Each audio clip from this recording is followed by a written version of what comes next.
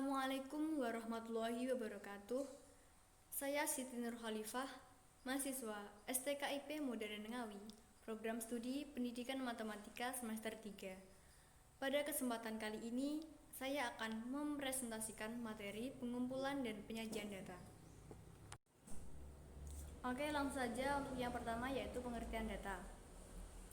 Nah, ini pengertian data saya ambil dari 3 menurut para ahli. Untuk yang pertama menurut Ari Kunto, yang kedua menurut Slamet Riyadi, dan yang ketiga menurut Nuzula Agustina.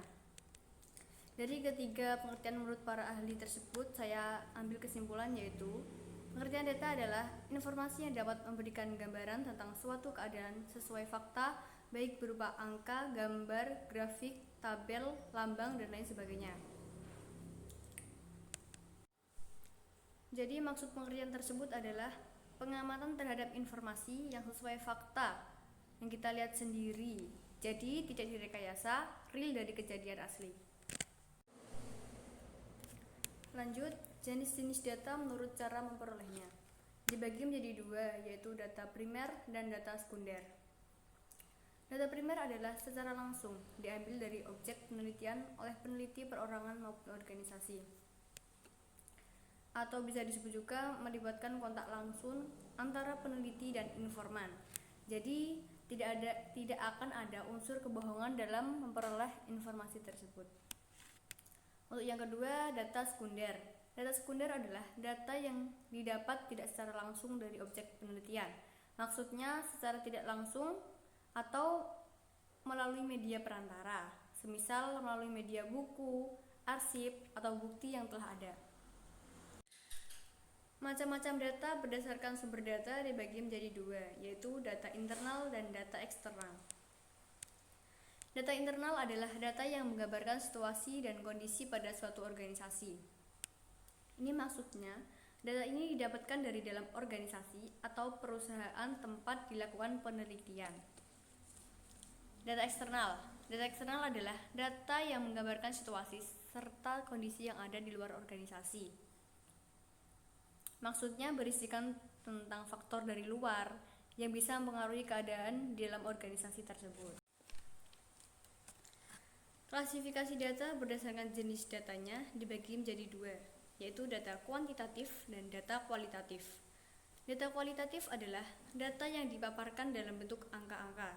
Jadi, data kuantitatif dapat diukur, dihitung, sehingga dapat dideskripsikan menggunakan angka. Data kualitatif. Data kualitatif adalah data yang disajikan dalam bentuk kata-kata yang mengandung makna.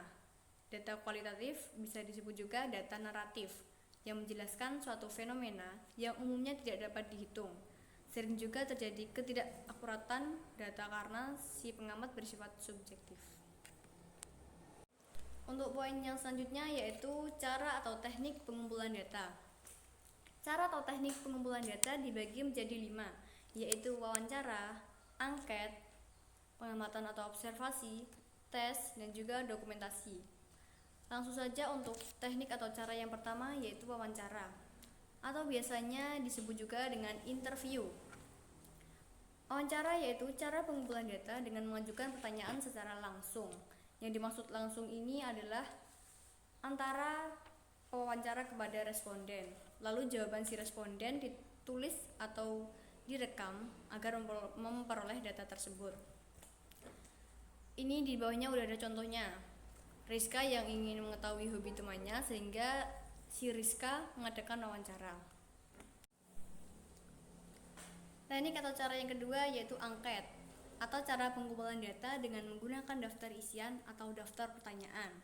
Nah, daftar isian atau daftar pertanyaan ini diisi oleh responden atau orang yang diteliti. Cara yang kedua ini juga sering digunakan dalam kehidupan sehari-hari, semisal pelaksanaan pemilu. Kalau di lingkungan sekolah biasanya pelaksanaan pemilihan ketua OSIS. Lanjut untuk cara yang ketiga. Cara yang ketiga yaitu pengamatan atau observasi. Pengamatan atau observasi yaitu cara pengumpulan data melalui pengamatan dengan menggunakan indera penglihatan. Jadi cara ini real menggunakan indera penglihatan tanpa mengajukan pertanyaan-pertanyaan. Untuk cara yang ketiga yaitu tes. atau cara pengumpulan data menggunakan tes dan individu mengisi tes tersebut. Jadi cara yang keempat ini bersifat penarikan kesimpulan tentang ciri-ciri individu atas dasar dari hasil tes tersebut. Cara yang keempat ini juga sering digunakan dalam lingkungan sekolah, semisal pelaksanaan PTS dan PAT. Lanjut cara yang kelima, yaitu cara dokumentasi. Cara dokumentasi ini juga dibagi menjadi dua, yaitu metode menggunakan pedoman dokumentasi dan checklist. Maksud pedoman dokumentasi ini adalah memuat garis besar dokumen yang akan dicari datanya.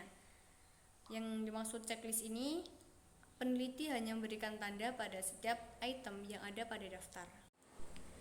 Cara atau teknik penyajian data dibagi menjadi 5, yaitu tabel, diagram lambang, diagram batang, diagram garis, dan yang terakhir diagram lingkaran. Langsung saja untuk cara atau teknik yang pertama, yaitu tabel. Tabel adalah daftar yang berisi sejumlah data atau informasi yang biasanya berupa kata-kata maupun bilangan yang tersusun dalam baris dan kolom. Ini di sampingnya sudah ada contohnya. Perlu diingat-ingat dalam pembuatan tabel harus berurutan. Maksud dari berurutan ini adalah, semisal ini contohnya berat badan. Jadi berat badan ini harus dari yang terkecil hingga yang terbesar. Lanjut untuk cara yang kedua, yaitu diagram lambang atau suatu bentuk diagram yang penyajian datanya berbentuk lambang atau gambar. Diagram lambang digunakan untuk mendapatkan gambaran kasar suatu data. Nah, ini di kanannya sudah ada contohnya, yaitu hasil panen. Nah, lambangnya ini diambil buah apel. Jadi nilai untuk satu buah apel yaitu 100 kg, sedangkan nilai setengah apel yaitu 50 kg. Lanjut untuk cara yang ketiga, yaitu diagram batang atau penyajian datanya dalam bentuk batang, dan sebuah batang menggambarkan banyaknya data. Lanjut untuk cara yang keempat, yaitu diagram garis atau penyajian datanya dalam bentuk garis atau kurva. Diagram garis ini digunakan untuk menggambarkan keadaan yang terus-menerus. Nah, ini untuk contohnya yaitu daftar nilai.